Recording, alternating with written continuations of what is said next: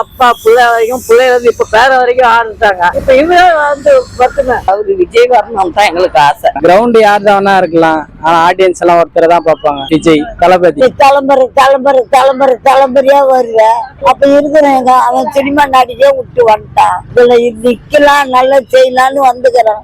எப்படி சப்பாத்தாங்கிறாரு. எல்லா இடத்துலயும் எதிரிங்க இருக்கதான் செய்யறாங்க. அதே மீறி அவர் வராருன்னா அது அவரோட நன்மை, அவரோட நல்லது. அவர் எண்ணத்துக்கு ஏத்த மாதிரி ஓட்டு வந்தா போதும். அவர் வந்து மக்களுக்கு என்ன செய்யறாரோ செய்யட்டும். வீடு இல்லாதவங்களும் வீடு கொடுத்தான், சொத்து சுகம் கேட்கல, நகை நட்டு கேட்கல, இல்லாதவங்களும் வீடு கொடுத்தாருன்னா போதும். யார பத்தி யாரும் பயப்பட வேண்டிய வேலையே இல்ல.